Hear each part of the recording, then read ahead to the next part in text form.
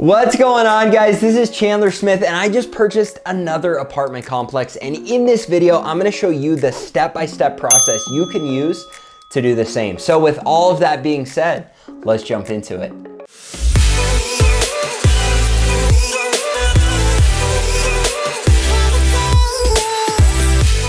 All right, guys, if you're new to the channel, my name's Chandler and I own 150 units of rental real estate. Now, I started out with single family and duplexes and fourplexes, but now I've moved up to bigger apartments. So I currently own a 32-unit apartment complex, a 24-unit apartment complex, an 8-unit apartment complex, another 8-unit apartment complex, an 11-unit, and I think a couple others. So I've had the opportunity to go through this process a lot when it comes to purchasing the smaller units, but even more when it comes to purchasing full-on apartment complexes. And you need to know they are very similar, but they're also very different. And in this video, I'm gonna give you the step-by-step process of everything, or at least almost everything that you need to know to be able to purchase one for yourself. So with all of that, all that I ask you to do is remember to smash the like button, subscribe to the channel, and hit the little bell so that you can catch me in the future videos. And if you love this video and you want to learn more about everything that goes into purchasing apartment complexes, I've left a link below where you can pick up my real estate investing course. So now that we've covered all of that, let's jump into it. First off, you need to know how you're gonna come up with the money to buy a commercial building or an apartment complex. And there are a couple different ways to do this. The way that I have done it is I've gotten a loan from a bank, and then I've come up with 20 to 30% down to be able to get that loan to then purchase the apartment complex. Now, you can set up a syndication, which is a lot more that goes into it as far as borrowing money from other people. You could also do a partnership. There are lots of different ways you can get money from someone else to then put it into a complex. However, the majority of people have this big amount saved up and they want to be able to invest it. And that's kind of where I got. And so in this video, I'm gonna show you that process. So you're going to need 20 to 30% down unless you get the seller of that property to finance a bigger portion. So then maybe you only need to come up with 5 or 10 or 15%. Either way, the process is going to be the same. Now, if the seller is financing it for you, you're gonna work out the terms with them, but you need to find a way to afford the purchase price of this property. And so the first thing I'm gonna focus on is what you need to do to get in cahoots with the bank so you can get a loan so that you can afford an apartment complex. Now, this is the direction I would push you. Could you buy it with cash if you have the money? You could, but it doesn't make sense because your percentage return is going to be higher if you get a loan, especially with how low interest rates are right now. So if you're looking into buying a $1 million property and you've got $1 million set aside, good for you, but you might as well put $250,000 in this property and then you can buy 4 of them and get a substantially larger return. Now, one thing you need to know is when you are getting into this space, there's going to be a different lender. So if you've purchased, 1, 2, 3, 4 units, 4 units or less, they're going to give you a residential loan or a personal loan under your own name. And that's gonna be a lot easier to get access to. It's gonna give you better rates and better terms unless you've built a really good relationship with your bank. And so what I would tell you is for this first loan, unless you've got a ton of money in the bank, you're really going to have to build up some form of relationship. And a lot of times on your first deal on a commercial loan, you're not going to get the best rates or terms because they don't know you. And you've really got to prove yourself. You've got to bring a good deal to the table. So before you ever go and meet with a lender, you need to know what you're talking about because these guys, they're on a higher level. They don't want to mess around with someone that doesn't know what's going on. And a lot of times, even if you've got the money, you could get pre-approved. You can kind of blow your shot with lender if you go in and you're completely clueless. Now, with that being said, they do want your business, so they're still going to be a little bit forgiving, but know what you're talking about. And the best way to do that is to watch the rest of this video and to watch other videos so that you can understand everything about investing in real estate. Another fun fact about these commercial deals, when you're buying 4 units or less, they really care about your personal credit and your personal debt to income ratio. On these bigger deals, it's a little bit less of a concern to them. However, the numbers of the actual deal matter more to them. So you've got to make sure that you've got a home run deal. The other thing that does matter a lot to them is where that money's coming from. And so you definitely are going to want the money in the bank and reserves so that you can afford this. Now, if you're doing a partnership or a syndication or something like that, one thing that's cool is you can get approved for one of these commercial loans as long as you get the money, regardless of where it's coming from, as long as it's in the LLC or whatever you've got set up to purchase it with. Where if you tried to do that on 4 units or less in your personal name, it would be a no-go. So that's another thing that's kind of advantageous. I'm not gonna dive into all of this. It's extremely important for you to dive into it with your lender. So it's kind of a catch-22 on this first deal because you have to know what you're talking about, you have to know what you're doing, you have to know your structure before you go into it. But then as far as what the bank is going to require of you, that's a relationship that you've got to work out with them so you can ask them questions so you know exactly what they want to see before you try to push a deal through. So you need to know what you're talking about. You need to build that relationship. And there's kind of this middle ground between talking to a lawyer as far as how you're going to structure it and then talking to your lender to make sure it's structured properly.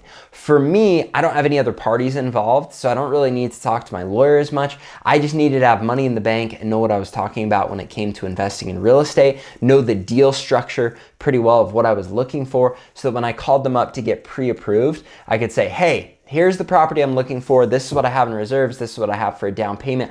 I'm ready to roll. I just want to make sure you're ready to roll. And so you can give me a ballpark idea of rates and terms. I do want you to know I'm going to shop out a couple other banks, but I've heard the best thing about you. And that should set you up well so you can get pre-approved and then be ready for when you do find a deal. So get pre-approved first, and then we're gonna talk about finding the right deal. Now, before you get a deal under contract or you start putting in offers or any of that, you need to know what your criteria is. And I would say your criteria is tied to two different things. One, it's the actual deal, but then it's also the financing. And if you're gonna finance through a bank, there are lots of terms that can tweak or change or depend on what market you're in or what situation you're in.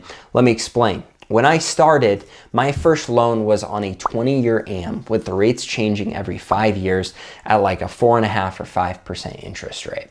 These terms were really crappy, but I didn't know what I was doing and I needed to build some form of a relationship, and they didn't want to give me everything they had because I was kind of an unknown entity. They didn't know how good of a borrower I was going to be, and so I got kind of crappy terms. Now, to give you some comparison, I built up a good relationship with the bank, so now I get a 25-year AM instead of a 20-year AM. I have a balloon payment at 10 years and I have my rate locked for the first 10 years, and I've gotten down to a 3.6 interest rate, and my origination is substantially less than it was when I started. And so there are all these different things that go into your rates and terms, but you've got to have an idea of where those are going to be for when analyzing a deal. And so again, that's why I would say get pre-approved and at least get an idea of where those rates and terms are going to be worst case scenario, and then find a home run deal for your first deal. So if you do get worst case scenario rates and terms, you're still going to be able to make it work because you've got a home run deal on the other end, and that way you know what criteria to set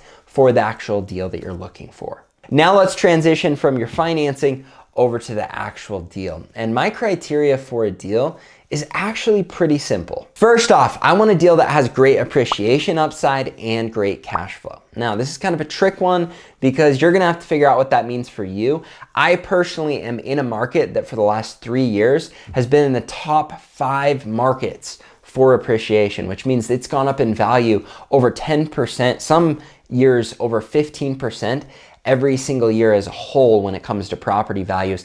I love that because I know my property is going up in value and I'm getting a ton of equity with any purchase that I buy. On top of that, you need to have extremely strong cash flow. Now for me, my bottom criteria I'll do for cash flow on a 25-year schedule. So if you're looking at a 25-year AM with 25% down, I need to be getting at least a 12% cash on cash return. So that's kind of my criteria with that. What you've got to take into consideration is if you can't get a 25-year AM or 25% down, let's say you've got to put 30% down, that might change your criteria a little bit. If you've got to do it over a 20-year AM instead of 25, again, that might change your criteria a bit. So figure out what your cash on cash return criteria is and hold to that. I don't care about the cap rate as much because it all depends on what financing I can lock in, and that has to do with the cash on cash return. Where the cap rate, you know, it could be a good cap rate, but if you're paying 10% in interest, it's a terrible return because you've got a terrible interest rate. So I like to look at the cash on cash return because it combines both of those together, and my minimum is a 12% on 25-year AM with 25% down. Next, I want to be in a C+ property or better in a C+ area or better. If you don't know what that is, go check it out. I've talked about it in other videos and I'm not gonna go through what kind of property it is, but it needs to be a decent property. I'm not going to go into the slumlord realm. However, a lot of the properties I buy are older, and I like to make sure that there is strong demand in that market. So that means I want to go in a market where there are no vacancies, where everywhere is full because everyone is looking for that kind of property. And I like to be at the bottom of the market for that square footage. So if I'm looking at a 2-bedroom apartment, I want to be at the bottom of that market for a 2-bedroom apartment or that square footage, because a lot of times people will go and they'll buy an A property, and so they're at the very top. So let's say in a market, you know, a lower end 2-bedroom apartment is worth 900 and the top end is worth 1,500, but the 1,500 one is like brand new, really nice finishes. The reason I like to be on the bottom end of things, still a nice property, not slumlord bottom, but on the bottom end, is because if the market drops out, there's always going to be a need for this, where if people become extremely tight on their finances and you're at the top of the market, the nicest, best apartment complex, that top market apartment is most likely going to have a lot more room to drop in rents to try and keep someone in there. Where if you're at the bottom of the market, you might drop, but it's not going to be as substantial. It's definitely not going to be as large percentage-wise of a drop, and I feel like that protects me a little bit more. Now, everyone has their different opinion on this. This is the niche I like, and the reason I like it is there's usually lots of value add opportunity. There are old owners that have it mismanaged, misrented, and so I can go in, I can buy the property, I can increase rents pretty immediately. There's an instant value add, and I'm never overpaying for a property. I can usually find something with 15 to 20% cash on cash return by the time that I've owned it for a year, because I can bump rents pretty quickly. I can add value to the property in some way, and I've gotten even larger buffer. Now I've got my minimum, and if I need to place money, I'll go down to that. But that doesn't mean that I'm not gonna try and get higher than that. And I feel like there's a lot more opportunity in the realm that I just talked about than if you're gonna go into new construction or brand new apartment complexes. All right, now that you know your criteria, it's time to start putting in offers. Now, I've heard people say for every 100 offers or 100 deals you analyze, one of them is gonna be the one that you pull the trigger on. I would say that was correct for me early on. However, I've come to find, because I've done this a lot, it's substantially less than that. And the biggest reason for that is I've got lots of wholesalers, I've got lots of realtors, I've got lots of other investors that know my specific criteria. And so they're looking through, you know, dozens of deals, and then they're just sending me the ones that they think would meet my criteria. And I've proven myself as a good buyer. So I'm looking at a lot less deals to get to the point where I'm buying a deal. But for you early on, you've got to build those relationships. I'm not going to dive into all of that, but I would say get a good wholesaler or a couple good wholesalers, get a good couple of realtors, and connect as much as you can with other real estate investors, and let the world know that you're looking for apartment complexes, and let them know your criteria so that then they are bringing the deals to you, and hopefully the deals that meet your criteria, so you don't have to sift through quite as many deals. But it's good early on to sift through a lot of deals so that you can figure out what you're doing and you can know what you like, what you don't, so that when the right deal presents itself, you can jump on it. Now, one little helpful hint I'll give you, a lot of times people are like, oh, the MLS, I'm looking and looking and looking, and I can't find the right deal. A lot of times the right deal for me is the right scenario. What I mean by that is if I get a call from a realtor and he says, Chandler, they want this price for it, and it's some absurd price for extremely low rents, but they tell me, hey, it's an older owner, they want to unload it this year, they're wanting to get rid of it. This is what they think the market says that it's worth, because that's what other stuff is selling for, but their rents are clear down here. That is the deal I love jumping on, because I know how to negotiate with a seller like that. And I know how to get them to feel like they're winning while I'm also winning through the negotiation process. It's not like, oh, this is just a home run deal on the MLS, the rents are perfect. I usually find a value add opportunity, and it's a specific scenario where I know I can make it a win for them and I can make it a win for me. So get your wholesalers, get your realtors, know your criteria, help them know your criteria, and happy sifting through deals. If you don't know how to analyze a deal to get to the point where you know what the cash on cash return even is, go and watch this video and make sure that you go to my website and download. I've got a free app, and I have a free spreadsheet, both of which can help you analyze deals. If you want to go to the App Store, it's just CDS Rental Calculator, and you can download it on Android or iOS. Or if you like Excel, there's Google, not Excel, if you like Google Sheets, same thing. You can go and download it at my website at www.chandlerdavidsmith.com. And both of those have a link attached with a video that's gonna run you through how to analyze the deal and figure out the numbers. And if you love both of those, but you're still not to the point where you feel comfortable buying a deal, because there is a little bit more that goes into it with the due diligence side of things that we're about to talk about, but just kind of skim on the surface, you can pick up my real estate investing course. Link is down in the description. All right, the property's under contract, and now we're gonna dive into due diligence. Now, there are just a couple points here, and I'm just gonna skim the surface of what you need to know, but I did want to give you a brief breakdown of what you should make sure to hit on in due diligence. First thing you need to understand is you have to know the rents in your area. I can't tell you how important this is for a couple reasons. One, you need to go, and if you see a 2-bedroom apartment that's got, 1,000 square feet, you need to know what that should be able to rent for. So if they've got it rented, but it's high for that market, hey, they got lucky on this, or they did something, but this isn't actually worth this. Or so you can go in and say, holy cow, they've got this rented at 600 for 1,000 square feet. When I know this can rent for 1,000, I can turn this into a home run deal. The best way to do this is connect with a good property management company long before you start shopping deals.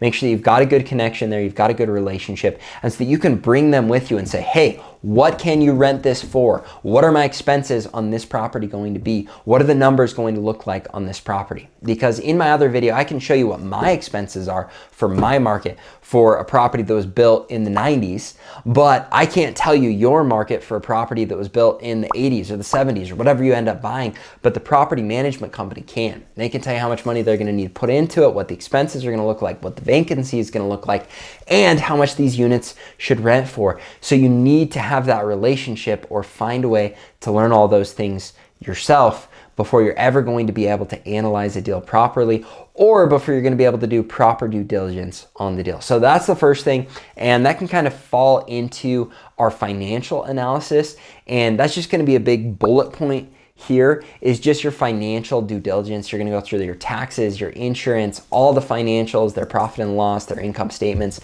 everything that they've got that I'm not going to talk about in this video, but that's its own little bullet point. And then you've got the inspection of the property. Hire a good inspector with a good reputation, go through, pick them apart, and you're going to want to, in your due diligence, get it once you know what you're going to need to do and how good of shape this property is in, and if there are any major things that would break or ruin the deal so that you can walk away. So always give yourself a good due diligence period.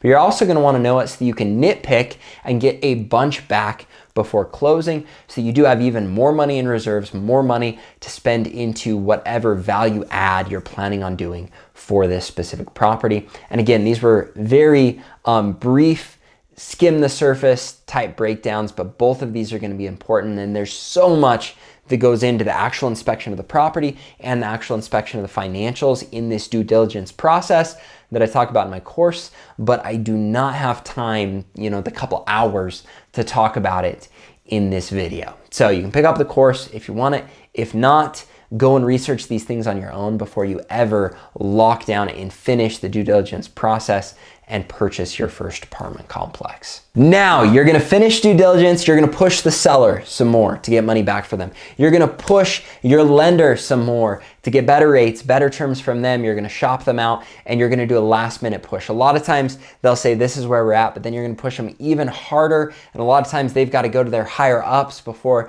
they finish the loan anyways, and that's another opportunity for you to push them for a little bit more. So once you've pushed your seller, once you push your lender, you're also going to have a good title company that hopefully you've pushed for, and then you negotiate with them. Every one of them has a lot that they can give, usually thousands of dollars on these bigger deals. So make sure you go in and say, look, I'm gonna do a lot of business, I wanna do it with you, but I also know you have the ability to give me a bigger discount, and I need to see it on this deal. And if they say, oh, I don't know about that, go shop out multiple and say, hey, I'm gonna be in this game for a little bit. I wanna make sure that you give me a good deal. I've gotten to the point where I actually have a good relationship with multiple title companies, and they all do this for me, because a lot of times the seller might be finicky or picky on which title company they want to use. And so Wow, I just realized I've used my hands a lot in this video.